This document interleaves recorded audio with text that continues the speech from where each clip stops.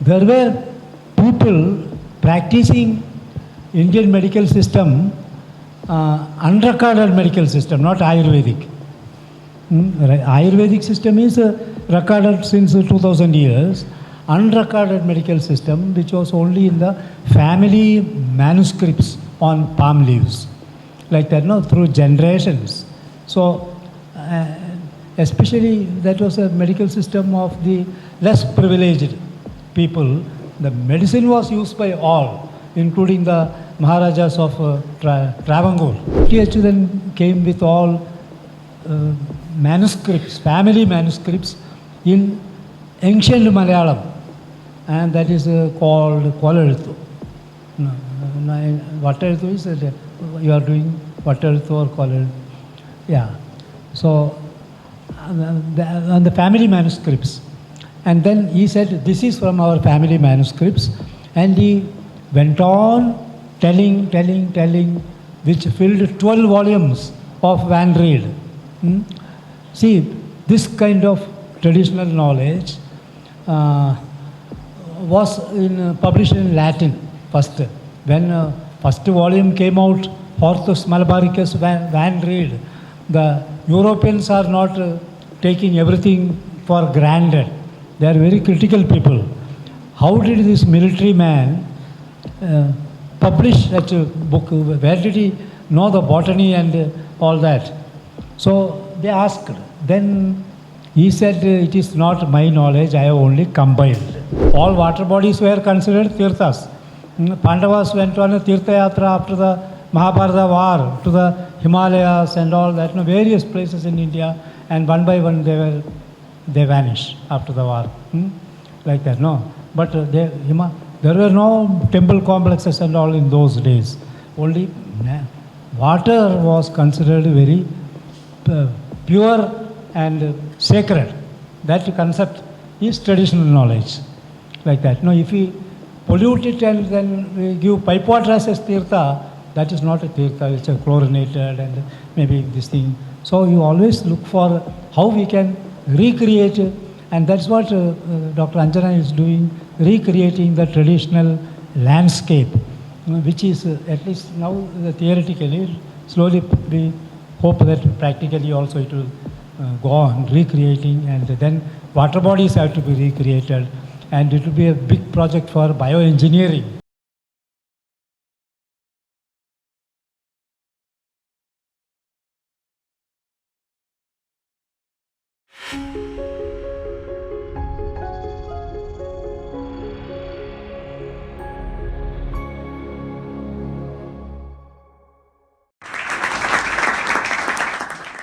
So, Dr. Sridharan sir, all respects to you, Dr. Anjana, all the faculties and students and the delegates who have come from various places for this rare event conducted by the NIT and on particularly traditional conservation systems and knowledge systems. So there is a huge wealth of traditional knowledge, recorded and unrecorded.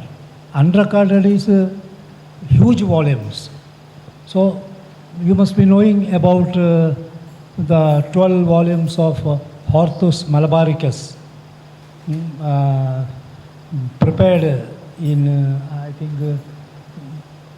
16th, 17th centuries early by a Dutch governor of Kerala, Cochin particularly, Hendrik van Reed. See,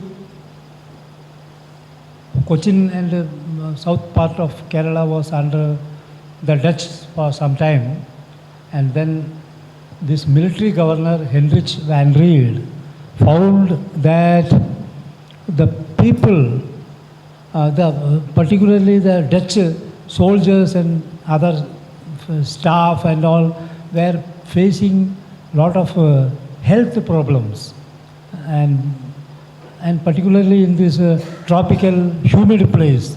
It is totally a different climatic condition here in southern India, and that too along the west coast with torrential monsoon and other times static air, heat, humidity, all that.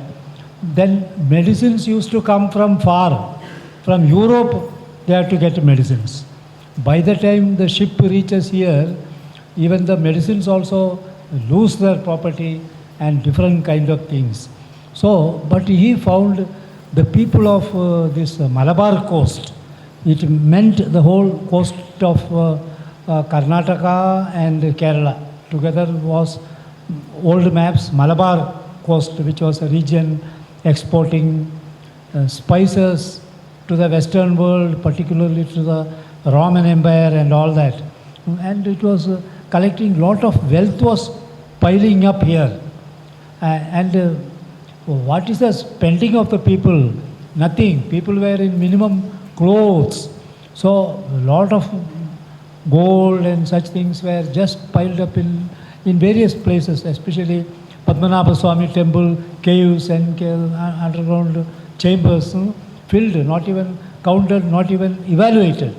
So much wealth piled up in those days, and the Roman Empire was getting depleted of resources, and poverty was this thing. And those days economists like Pliny warned the Caesars, see, we are getting impoverished because of a black, not good looking seed from the Malabar coast, that is pepper, like that. So that time, this Van Reed found the people were very healthy, and the land was like a heaven, all tall trees and all greenery, and climbers, giant climbers, and all epiphytes and drooping, dangling with vegetation, with even on the tree tops were packed with species. So, and people were healthy. How do they remain healthy? His curiosity. Then he found there is a medical system here. That is why I am coming to this Indian knowledge system. I have not listed in my presentation here. Suddenly it struck me when sir is also recording Indian knowledge system. I suddenly felt this should be a part. And actually I have written a paper on this. From the shadows of legitimacy, problems and prospects of folk healing in India. Like that, no? From the shadows of legitimacy, if you give in the Google, you will get that paper published.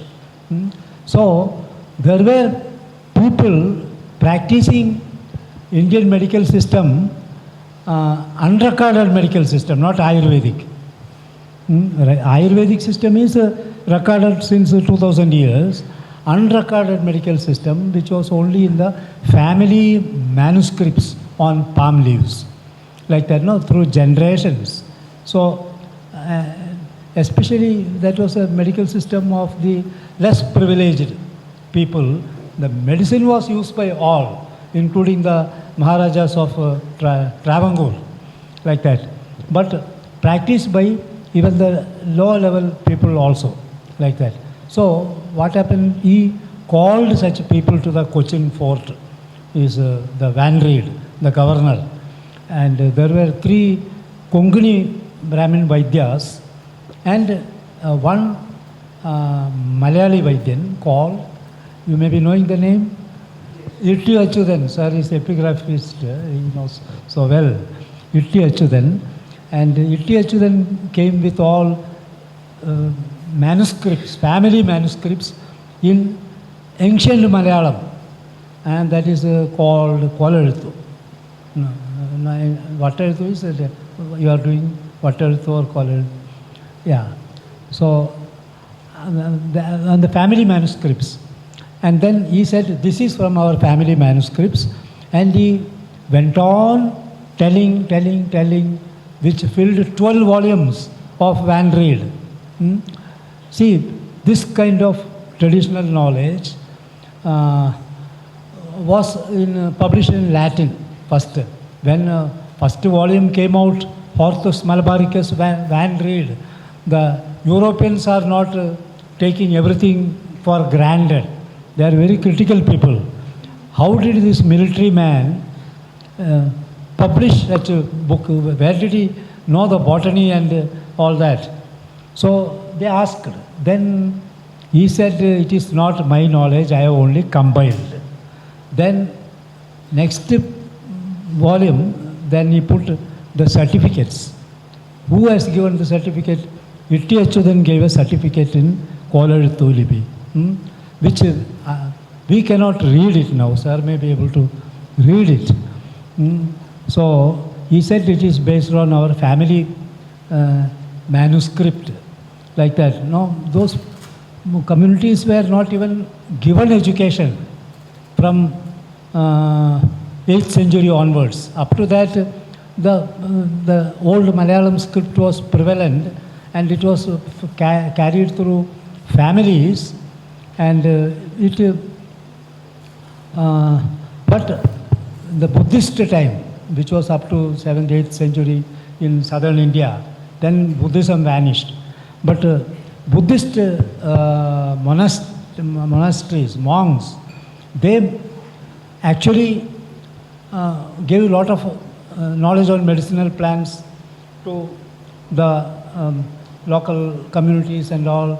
And Sanskrit also was taught prior to 8th century. So this parallel knowledge system flourished through ancient Malayalam and smuggled Sanskrit for centuries. And then 11 more volumes came. The Konkani Vaidyans, they were knowing Sanskrit and all. They were following certain Ayurvedic Nighandu. Means that is dating back to the Ayurvedic scriptures and all that. No, they are documented ones.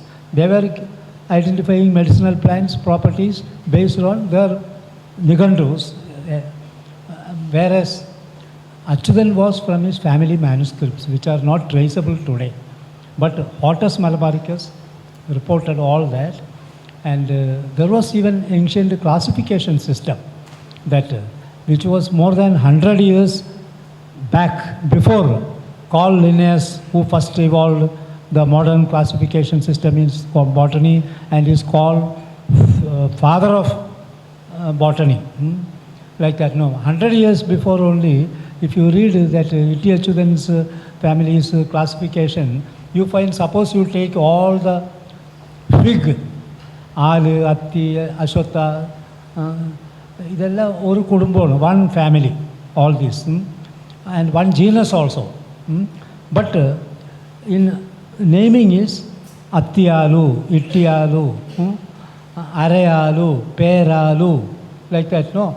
All have Alu.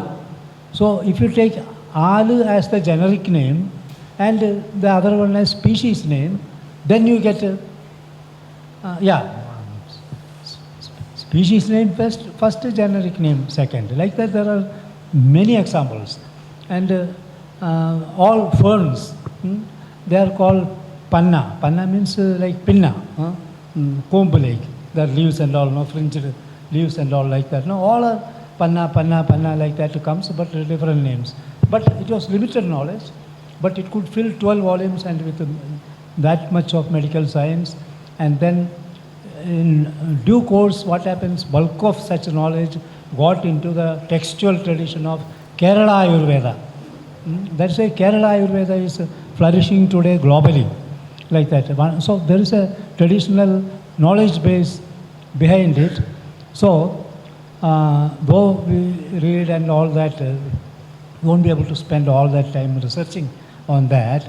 I work in the field of more ecological systems and traditional knowledge as a part of it. So not mainly. So I thought, this is which little hurriedly assembled write-up, the presentation. So, it is a Teyyam, which is prevalent in the Malabar, particularly Calicut northwards, Kannur, Payanur, all those areas have the village level sacred groves. And the sacred groves are a system of sacred places first. See, what was the need for having sacred groves?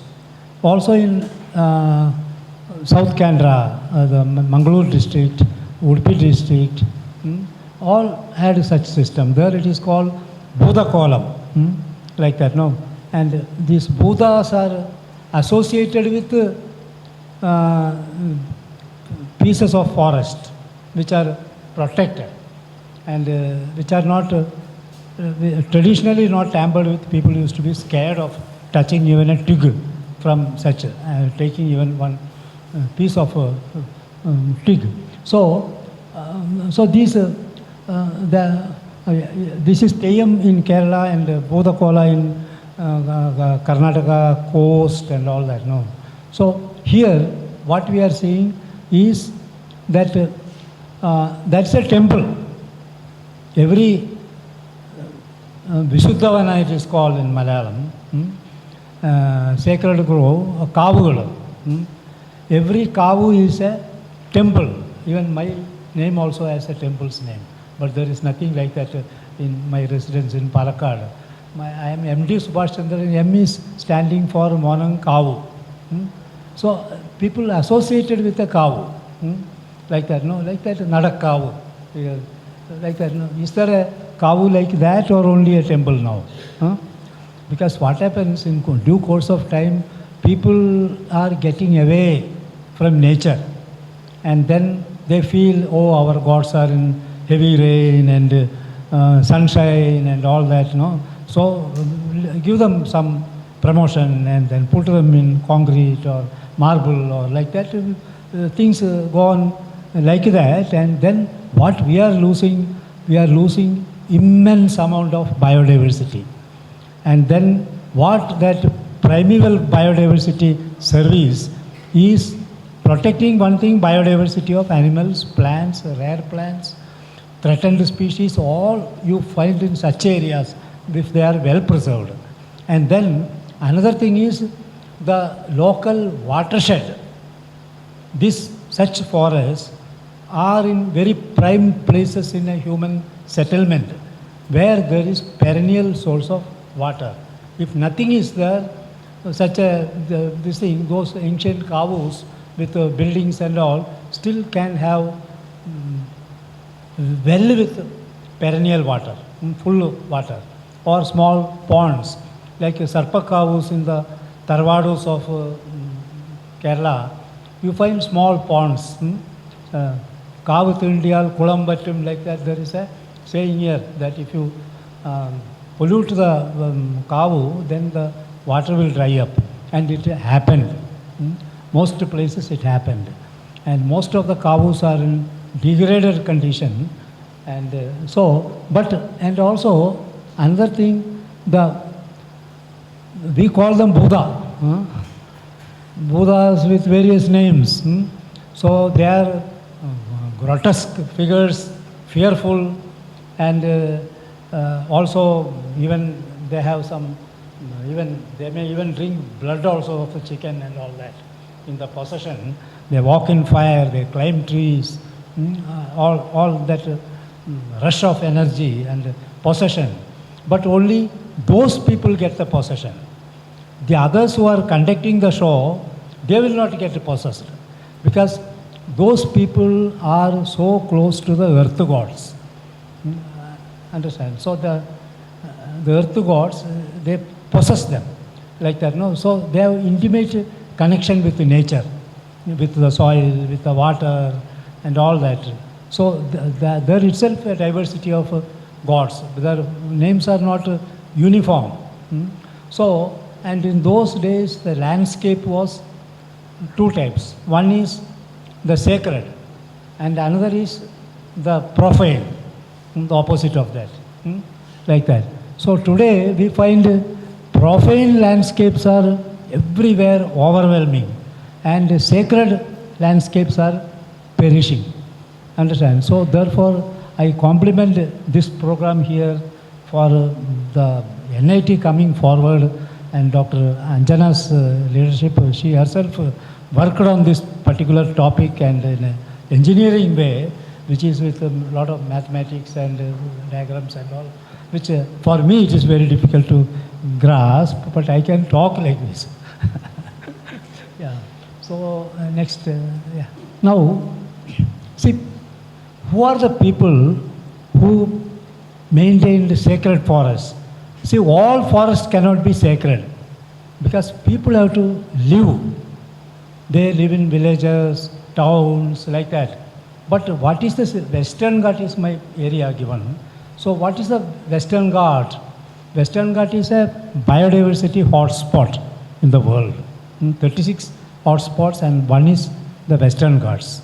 And here, see, in the past, there were so many agricultural communities who were living in forest areas.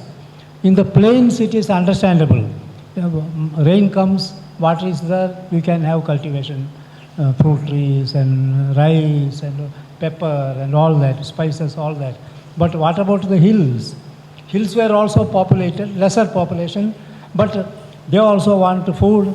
So, and agriculture had already come since 3,000 years in the Western Ghat. And so if they have to cut the forest and then make field. Understand? If they cut forest and make field, usually slopes of hills, they can cultivate it 1 or 2 years or 3 years. Then what happens? Such a torrential rain washes away the soil, the rock surfaces, and then they have to abandon the cultivation if persistent cultivation is there. And weeds keep invading like that, no, in same place. So the shifting cultivation system evolved in such a tropical humid forest, not only here, in other tropical countries also, and also in the northeast India. All tribes were doing shifting cultivation today also to some extent there, but the British banned it here, prohibited from late 19th century. Most of the shifting cultivation was prohibited, as these various communities listed here, all these they have the history of shifting cultivation. In shifting cultivation, they cut and burn a patch of forest, and the ash fertilizes the land, and they could take 1 or 2 years crop, and even tuber crops and all that, no, were also grown. So this system was prohibited, but at the same time, these communities indiscriminately did not cut all the forest. They cut only certain forests, and every settlement, they preserved some forest, and not like the cows in half acre or quarter acre or 1 acre, but they were 50 acres, 100 acres, 1,000 acres, like that, one watershed forest. So there you can expect a primeval forest. But such forest started perishing with the British arrival. There they introduced commercial forestry indiscriminately. Understand? Even such a high rainfall area, natural high diversity forests were cleared, and teak plantation was made. Later eucalyptus plantation was made. Then came acacias and all kinds of mahogany. All those things were planted for commercial forestry. So they didn't bother whether it is a sacred grove or not. It's a forest. So they prohibited shifting cultivation and they started monoculturing. And after the independence, the demand for plywood came enormously. Softwood, matchwood, plywood, packing cases. They require not hardwood like teak and all, but the other softwoods. And so these sacred forests, which were spared by the British, were often felled in the post-independent Western Ghats for plywood industry. In Karnataka Western Ghat, for example, a huge mango tree, 1 ton of wood was sold for 1 rupee, concessional rate, for promoting industry. And today, that wild mango tree, wherever they remain, the people collect the mango nut, tender one, and marketed as Appamidi pickle. And one tree, I don't know whether you get Appamidi pickle here, very well known in the pickle world. If you get a chance, you just see the flavor and all that.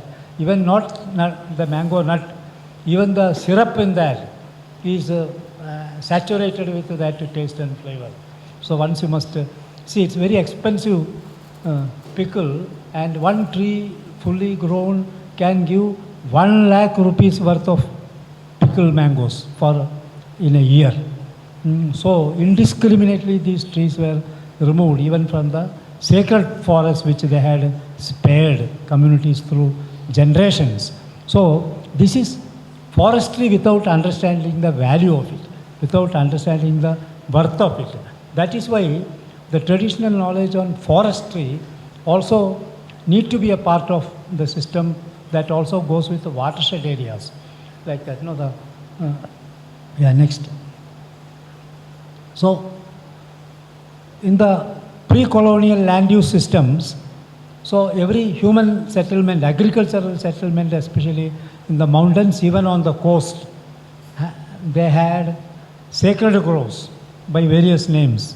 Devarakan, Devarakadu, Kavu, like that. And then like Iringola Kavu near Alve. It's a big sacred grove, like that, Iringola Kavu, like that. And then this is it is a Yaksha. In the Sharavati river, there is an island, there is a sacred grove there, and this shows Buddhist influence was paramount in that area, and the Yakshas are something semi-divine beings in the Vedic period, maybe considered also hostile, they could also be friendly, like that. So this shows this area had Buddhist influence something 2000 years back, like that. So you find that's also a sacred grove.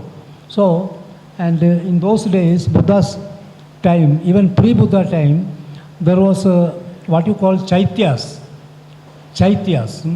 The chaityas became gradually the places of Buddhist, what you call their monasteries and all, chaityas. Each chaitya was given a name, but in Ramayana also you find chaitya. Chaitya is a place where chita, where the body is burnt, and there vegetation raised automatically also, and those where distinguished people died and all cremated there, like that. There the growth is called chaitya, and which was worshipped, and often the associated deities were yakshas or yakshis or buddhas and all like that. They became the kind of sacred groves. That culture also is there, part of that. This is a yakshi in Tripura, on the bank of river. Usually this also in the bank of river, Sharavati river in the district wherever, Uttarakhand district. So in the traditional pre-colonial land system, there was slash and burn cultivation. Then there was conservation of sacred grove. And there was ordinary forest. This is different from this forest. Ordinary forest. Because people want not fertilizer, but the leaf manure for agricultural, which is also excellent for soil. If you use only chemical fertilizers, what happens? The soil porosity won't be there. Soil loses the organic material, and the bacteria and other fungi won't be able to live if you constantly use chemical fertilizers and pesticides and all, and the soil system collapses. So the soil won't be porous. The bulk density of the soil increases, and then water holding capacity decreases. So therefore, in heavy rainfall area in Uttara Kannada, even today, the people add a lot of leaf material to the agricultural fields. So this is called kaad. This is called kaan. Kaan is like a kavu, Devara kaadu, like that. This. where you find rare trees, rare plants. Here you find common species, like that. Then some areas forest was not allowed to come because cattle are there, cows are there, they have to graze. Open area only grasslands are there. So they have to keep some area open, like that. And then, yeah. So water is a part of this, and it says water is sacred in all religions, whether Christianity, Islam, where there is perennial source of water, their cultures have worship of, they call it holy water, or we call it tirtha and all. No. All water bodies were considered tirthas. Pandavas went on a tirtha yatra after the Mahabharata war to the Himalayas and all that, various places in India, and one by one they vanished after the war, like that. No, but there were no temple complexes and all in those days. Only water was considered very pure and sacred.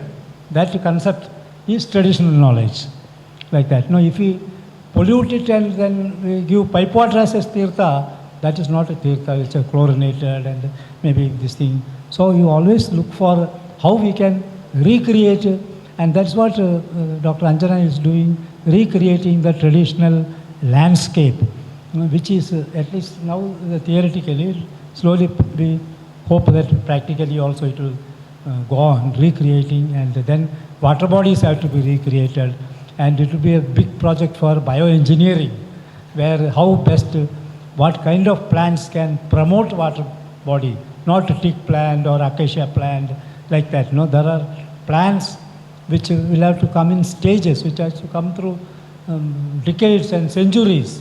We have to keep on contributing and promoting water bodies, so that in this time of climate change, we look for some traditional remedies for confronting this climate change. Next. See, this the grassland here for cattle grazing and all that. Oh, yeah. And this is the sacred in the valley, in the folds of the hills. So alternating like that. In some landscape it is like this. This is a low altitude shoreline lake, and invariably there will be a stream here, perennial stream here, there. Perennial streams invariably will be there. And such perennial streams our team surveyed, and we found the rare endemic fishes of Western Ghats in such streams. There are common streams which are coming from ordinary landscapes, and they have common fishes which are found all over India, like that, or in very large parts, like that, or maybe cosmopolitan, such fish. But so if you want to have rare species endemic to the Western Ghats fish, endemic to Western Ghats, then we should also conserve the land habitat, which is bigger than the stream. It's a more holistic conservation. So our team did the study, and we found that what's the quality of the forest from which is drained by a stream, and what kind of species are there, how much percentage endemic, what percentage is evergreens, and then what are the fishes found. Then our team found even new species of fishes, like the river I showed, Sharavati river, one species called Schistura sharavatiensis, new species. Another stream called Nagodi stream, Schistura nagodiensis. Another species, Batasio sharavatiensis. See, all new species discovered in such area.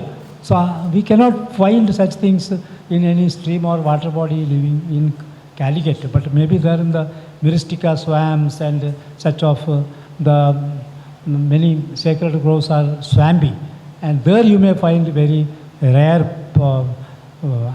frogs and fishes and all that, such areas. So they have great value, conservation value even today. Next. Yeah. High altitudes were not used by shifting cultivators beyond 1,000, 1,200 meters. They were not using that. They were very pristine areas with some shola forest and pristine crystal water from the Iravakulam National Park or like that, Nilagiri Sholas, Kodagu Sholas, like that. No, they were, because they were cold regions, and many of the forest tribes have their gods in the high altitudes. So in any tribal settlement, the high place is the place of the gods. Like Olympian gods, no, Mount Olympus in Greece, the high place, like that, no. So that was a sacred landscape. And a profane landscape is where people use indiscriminately the system and like that. So most of our rivers have origin in these high altitudes, Western Ghat rivers. So almost 25-30 crore people are dependent on the water flow in the rivers for like that. No, if those areas now are covered with estates, tea estate, coffee estate, cardamom estate, such areas, no, and when we studied the Wayanad landslide, like that, we found that in the remote sensing, you find all green. Wayanad looks so lush green, except a big settlement. But when you walk inside, Puttumala and all, walked inside, you find the tree number is very less. 60, 70 large trees are there, but we expect per hectare something like 400 trees, like that, no. And those trees have special root systems, like big buttresses, which are used to fortify the walls and all of churches and like that, no. The dams, buttress support, concrete, like that. The trees have their buttresses which hold large area of soil from sliding down, erosion, like that. If such 50 trees are there on a hill slope, the landslide will be prevented there. Whatever concrete we use, they collapse because the soil soak, the soils enlarge, inflate, and then if water is too much, the shear strength, that will not be this thing holding on properly, and the system collapses like that and create a landslide. So there is a remedy in the use of the natural system for protection at a lower cost, takes time, but at a lower cost, and enriches the biodiversity. Next. So such sacred Khan forest we surveyed, and we found a species called Kaadu Neerle, Kaadu Nyaval. This is Syzygium travanguricum. Name is travanguricum. It was first described in the South Kerala Travancore area, like that, and then thought it was lost. The species went extinct. Later it was found in the sacred groves of even Kannur, this like that. And some 400 kilometers away from Travancore, not 700 kilometers, we find this in Goa, in North Canada, Syzygium travanguricum, but only in the sacred groves, which are protected by the olden generations of people. And also this is kind of bioengineering system.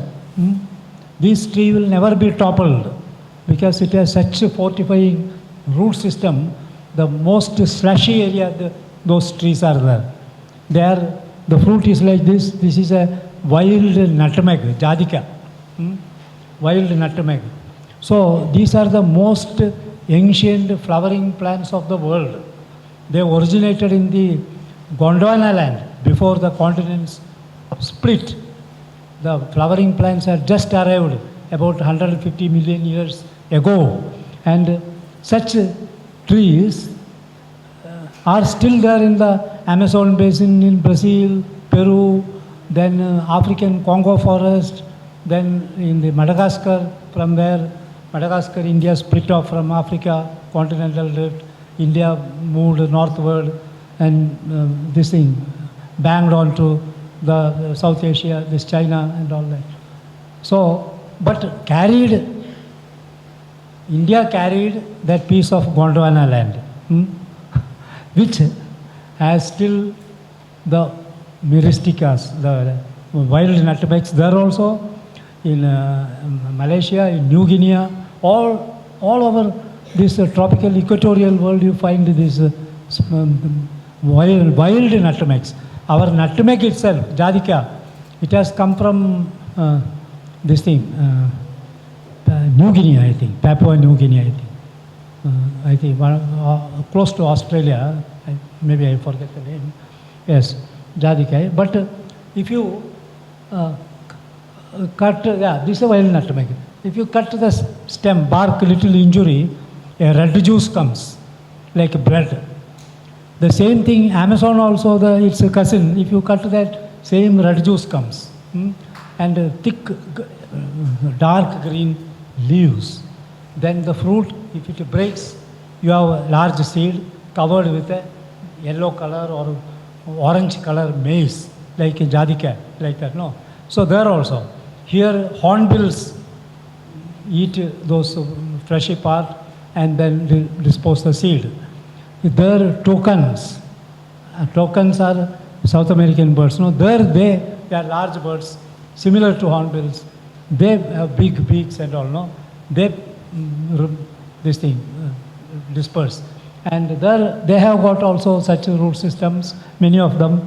But these swamps are highly threatened ecosystems today in the Western Ghats, especially in the southern Western Ghats only. So I did some early work on the Myristica swamps in Uttara Kannada and found such species, Syzygium travanguricum, Maduka, Bodiloni, which is a wild irrepa tree, which also Bodilon found in Travangur, then thought it was lost. They are all endangered and critically endangered species according to IUCN, but they are found in the sacred groves, some selected. And not only here, when we studied the Goa forest recently this summer, there also you find this Syzygium travanguricum and unknown and the Semicarpus catelecanensis, which we reported from this particular forest. Catelecan means a dark forest, like that. No, this looks a dark forest, multi-strata, and perennial streams are there. So from there we found a mango tree relative, Semicarpus catelecanensis, new species it is. And then we found the larger population is further north in Goa, also in sacred groves. I will come to that. So this is where we need to widen the scope of the sacred landscape to incorporate. So the Indian textual tradition gives more importance to sacred landscape. Understand? So because there is a greater dominance of God on a wider territory. It is beyond the groves. Understand? So, but sacred landscape means concrete cannot be part of sacred landscape like that. No, these are not eco-friendly things. So, but in the traditional people lived in simple huts, though there were the finest timbers of the world in Western Ghats. The traditional people lived in simple huts like Parnashala and all. No, that is the tribes and all like that. They lived through generations like that.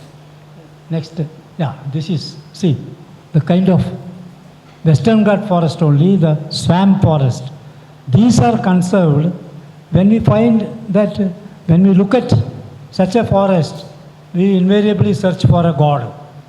Is there a God? We ask the people in this. Yes, they say, this is the habitat of our village deity, like that. And see, the water is always there. And see the roots, these roots, these serpentine roots of this tree, see, all spread several meters around. And they won't allow any landslide and all, no, they are very effective, like that. And so these jungles are dark and having primeval kind of vegetation, high endemism. You find highest degree of amphibians also in that, the frogs and all, no. In something like 2.5 kilometers square area, our team surveyed the frogs, amphibians, and there were 35 species of them in that area. You know, entire Maharashtra state is a few lakh square kilometer area. And their amphibian count is only 40 species in the whole state, they have also Western Ghats. But here southern Western Ghats are richer because of more rainy months, not more rainfall. Rainfall may be more in Mahabaleshwar, Maharashtra, 6,000 millimeter plus, but all coming in a parcel of 3 to 4 months. But as we go south, we find 6 months, 7 months, 8 months, 10 months, that Agastya Malay side, like that. No, so even little rain, even few centimeters in a month makes a rainy month and keeps the forest green. Understand? So as we go north, the desiccation increases after the rainy season, and too heavy rain without adequate canopy removes the soil also. So you find the human impacted forests are worst, and their recovery is very difficult. Next. Yeah. So it may be of interest to you regarding water. So we made 2 samples. One is a curry can.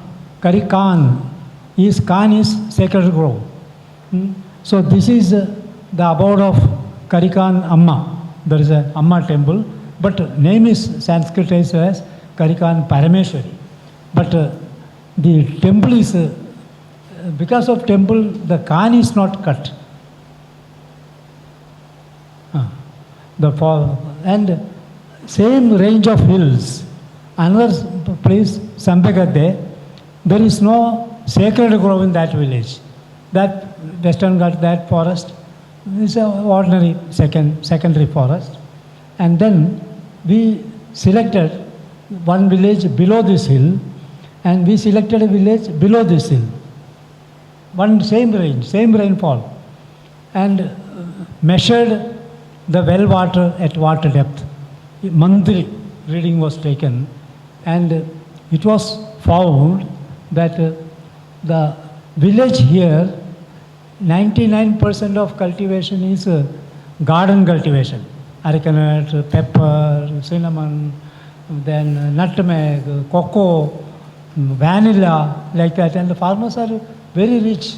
That arecanut today, 1 quintal is 30,000-40,000 rupees, like that. No, but though it is not a good crop for eating, it is, but the prime area is used for that. So this is how we did the well below this sacred forest here, and below the sacred forest, ordinary forest here. Wells where groundwater level was studied for 1 year, and one boy studying in NIT, not NIT, this Karnataka, this engineering university, no? No, it's Belgaum, that,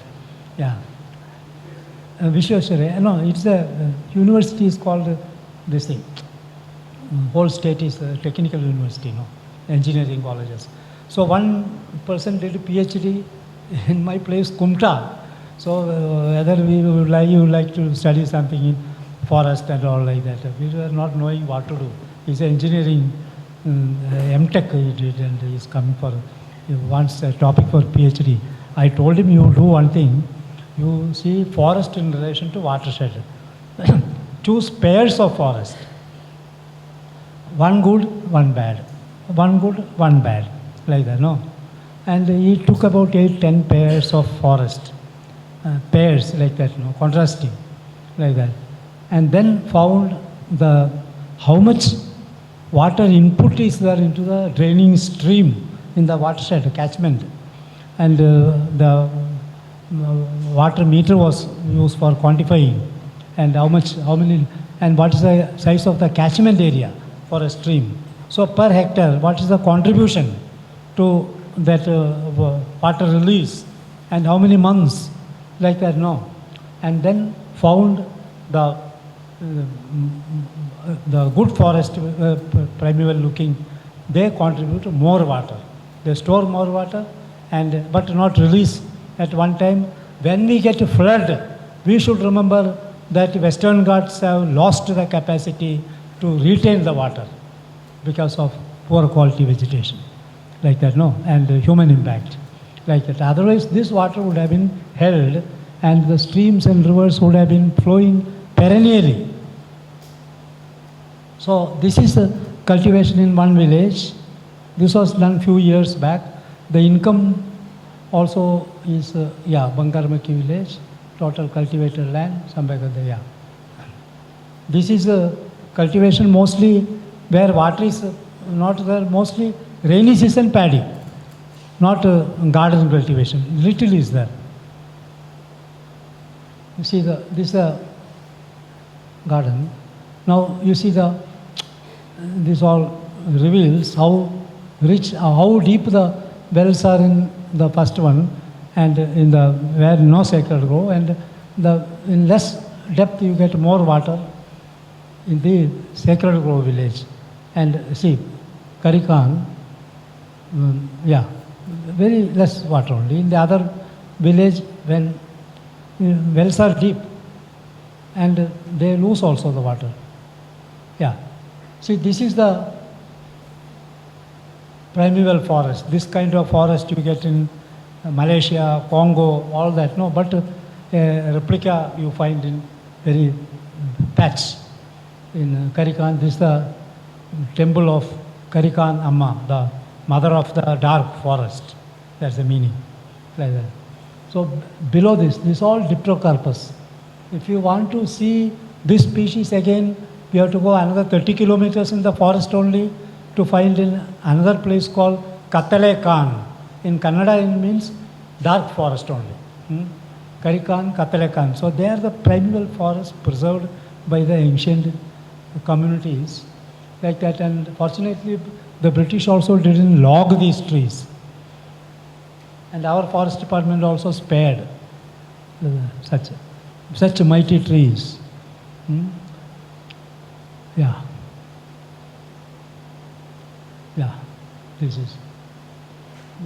is the Buddha Kola in Dakshina Kannada. They are all spirits of the sacred groves, the deities of the sacred grove.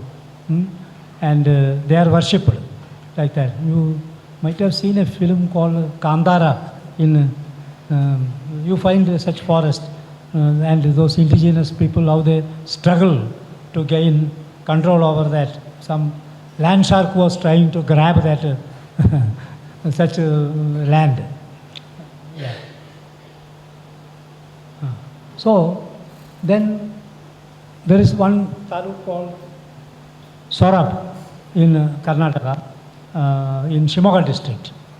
Now if you see the aerial photography, you see dark patches and light patches. So around every dark patch there will be a village, and they have their grassland. This is a forest, and all these used to be their sacred forests once. And this big forest is 1,000 acres, and these were 13% of this Sorab Taluk was covered with such a sacred forest. And secondary forests are there which won't come like this dark. 13% was sacred groves in that area. But today, that was in 1868 when Brandis, the first Inspector General of Forests in India, surveyed personally that forest in 1868. Then he found why there is two kinds of forest here. One is a forest which never catches fire. Other is a forest which catch fire, like that. He thought soil is different. Edaphic features, he said. Soil difference. But when you see the road soil and garden soil, same place, it will be different, isn't it? That's a anthropogenic factor. Humans contribute for the compact, hard soil, infested with weed on the roadside. But gardens have their beautiful soils, like that. No, it is that human factor was dismissed by Brandis when he surveyed, like that. Now you see water bodies, streams flowing from these. Streams may dry up in summer because these are all degrading systems today, and these cans are getting cut by the same worshippers, because in olden days, the black pepper, kurumalaga, was the product of such evergreen forest, not cultivation, in the Roman period. So, and pepper, then this cardamom hills. It was cardamom was coming from the hills and not from wild forest, not from the cardamom estates in those days, like that. So there was irrigation system, fields and all around it. So there were cultures, people's cultures associated with the sacred forest. So this also you find in Himalayas. Now these cultures are symbolizing everything. Understand? Symbolizing. And we do under chantings, and then see God will take care of us. Like that, no. But God is taking care with a higher temperature, and sometimes no rain. Sometimes this even the sea wind don't know whether to blow to the land or wind should go from land to the sea, because temperature difference is hardly significant for the monsoon winds to come. But still, Western Ghats protect us from cyclonic effect substantially, which may be there, not there in the Andhra Pradesh and Tamil Nadu or Orissa coast. Like that, no, we get it because the wind is stopped by this wall. Hardly there is a devastating cyclone along our west coast. These all factors keep coming in the ecological studies. And yeah, this is one sacred grove. All these trees are endangered species. It is in Sagar Taluk of Shimoga district. There is a deity here, the mother of that forest, but the people have not made a big temple and all that. No, so there is still a humble cottage, but now it is given a tin roof. And deities are below the trees only. And this is that forest, and there is a water body here. Yeah, this is a water body here. Yes.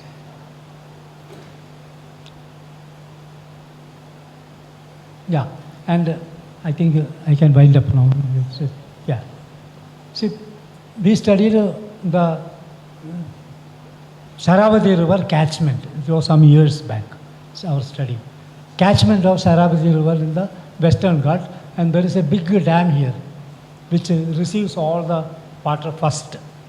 That dam is called Linganmakki, and that gives 40% of the hydroelectric power for Karnataka state, 40% from this big dam, and that is in the Sharavati River. Afterwards the river flows. So there are so many tributary streams, streams which join this reservoir. And see, this tributary stream, you see, it is perennial. Water is always there. And the forest, you see, dark forest is there surrounding. And this tributary stream, you see, eroded soil, vandalized the forest, some kind, like that. So this is the Sharavati River coming after the dam. Yeah, our dam is up, and then down the river comes through very pristine landscape. So I did a lot of studies in this area. Even my PhD work is on vegetational changes in the evergreen forest belt of Uttara Kannada district, Western Ghats. I don't know. So then it's a mighty forest. But when I was surveying, the timber was being cut for plywood factory. My huge trees with buttresses were falling. We had taken photographs of that. The sentinels, which safeguarded the Western Ghats through millions of years, have been perishing for just a matchstick and plywood, like that. So now, then I thought, why not? We had a person, also an engineering person, very interested in fish study. There are British time doctors wrote the flora, medical doctors, and like European governor wrote this thing, Hortus Malabaricus, 12 volumes, like that. No, they were having very wide interest. So that person was surveying fishes in our team. Engineer, he is having a software company today. in Bangalore. But so then he wanted to publish that fish in the catchments of Sharavati river, like that. Then I suggested you do one thing, you link the fish with the vegetation, because other vegetation team was studying the forest around. So you link each catchment as how many samples are there, whether the forest is burnt or degraded, or whether it is good evergreen forest, like that. No. So all surveyed and then linked. Yeah. Then we find, see, rare species are found in the perennial streams. Some are in the torrential streams, specialist. Like that, no, the Cistura sharavatiensis is in shaded stream. This is Cistura nagodiensis, like that, no. Barbodes wayanadensis, critically endangered. That is in deep pools. Like, now, see, when we assembled that, western stream, eastern stream, we found western streams mostly with a good forest have 18, 12, 16, 19 species. That the stream with rich water is having 19 species. And eastern streams coming through acacia plantations and teak woods and barren areas, they have only one has more, total species 14, endemic to Western Ghats.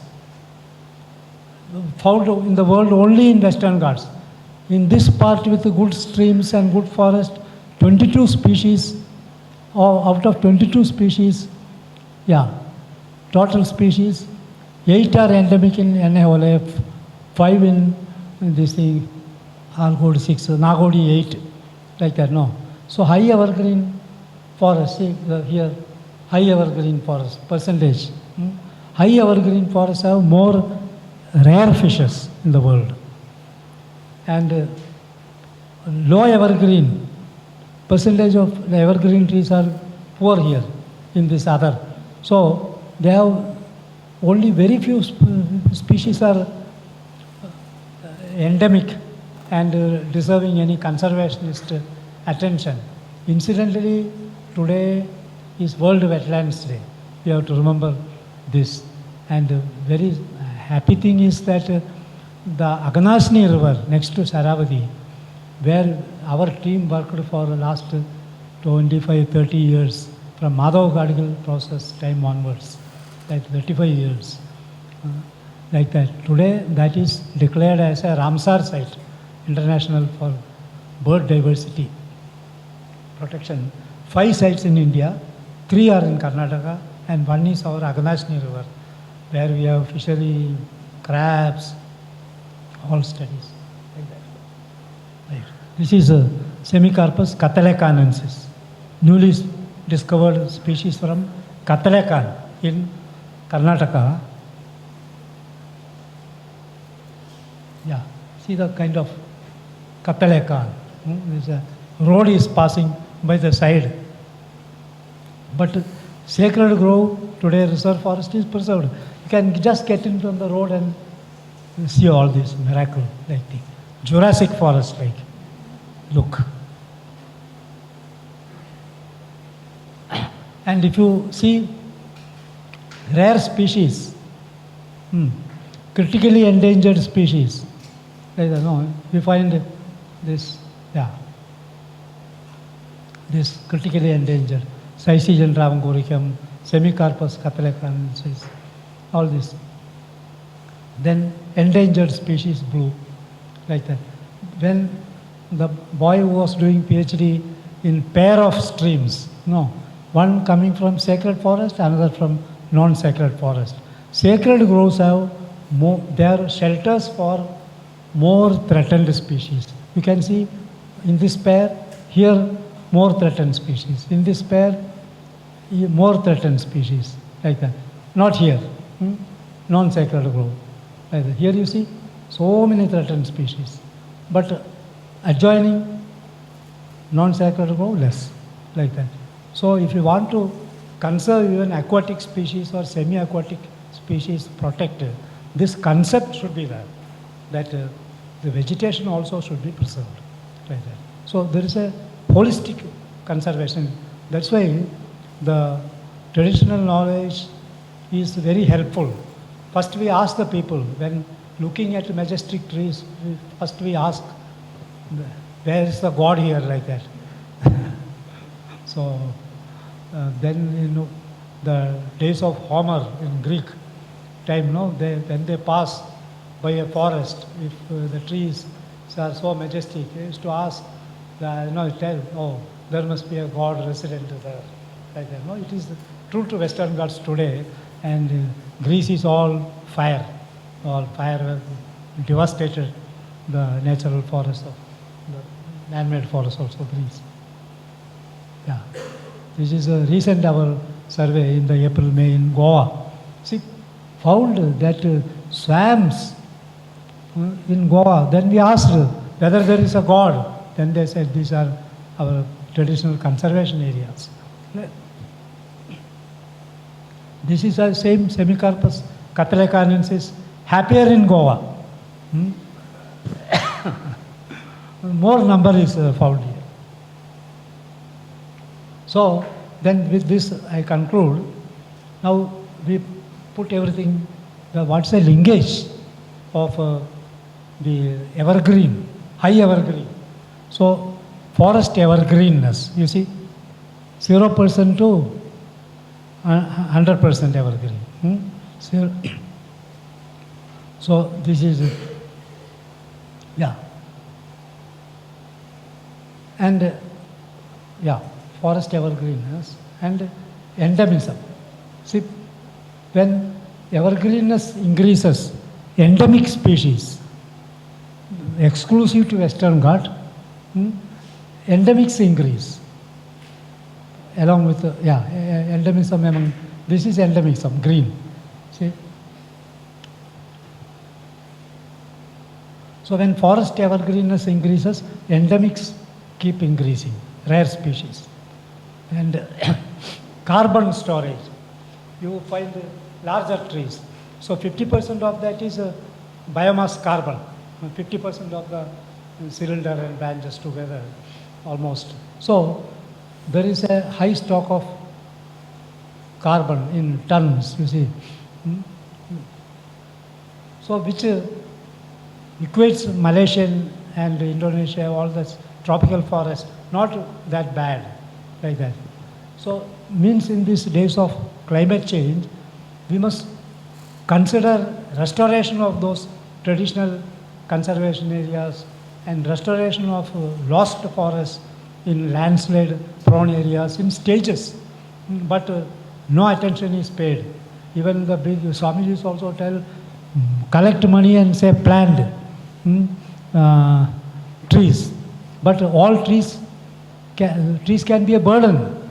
Suppose just ordinary trees which come up easily planted on a steep slope, what happens? It adds to the gravity, the weight, and the soil is, we are on the vertical side of the Western Ghats. The eastern side is a gradual slope, Kaveri going and all, gradual. But this side, most rivers have vertical waterfalls, like that. So here, if you find forest on a steep slope, then we find it's a marvel that it is from time immemorial such a forest must be there, like that. So when you destroy that forest and plant it with other trees, they don't have such bioengineering mechanisms. So they simply, and they also add to the weight of the soil which absorb all the rainfall and precariously cling to the steep walls. And then when the gravitational pull beats that shear strength, the system collapses. That has happened in Puttumala and Kavalapara landslides and all. So we are attempting a paper on ecology of landslides. Geology, much studies the geography, geology, engineering and all, but ecology of landslide also needs some attention. Thank you.